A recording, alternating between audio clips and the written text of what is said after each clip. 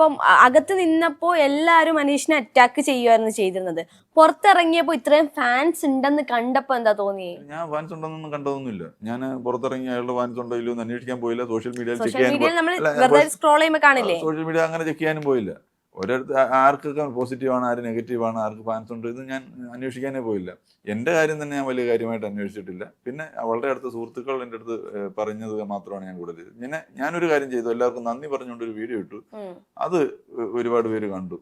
ഏതാണ്ട് 10 ലക്ഷം പേരോളം അത് കണ്ടു എന്നുള്ളതാണ് എന്നെ കുറിച്ച് മാത്രം പറയാനുള്ളത്. പിന്നെ ശരിക്കും നമ്മളെന്തിനാ മറ്റുള്ളവരുടെ അഭിപ്രായം അറിയുന്നതിനേക്കാൾ ഞാനത് അസസ് ചെയ്തിട്ടുണ്ട്, ഞാൻ ജഡ്ജ് ചെയ്തിട്ടുള്ള വെച്ചിട്ടാണ് ഞാൻ ഈ പറഞ്ഞത്.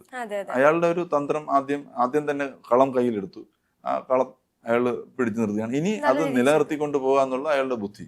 പക്ഷെ അന്നേരം പിക്ചറില്ലാത്ത പലരും, ഷാനവാസൊക്കെ ആദ്യത്തെ ആഴ്ചകളിൽ വലുതായിട്ട് പിക്ചറില്ല. പക്ഷെ ഷാനവാസ് രണ്ടാമത്തെ ആഴ്ച മുതൽ ഷാനവാസിന്റെ സ്പേസ് കൂടി. അങ്ങനെ പലരും അങ്ങനെ ആ സ്പേസിലേക്ക് ഇനി കയറി വരാനുള്ള സമയം ഉണ്ടായിരുന്നു പലർക്കും. ആ സമയം ആണ് ഇനി മുന്നിലുള്ളത്.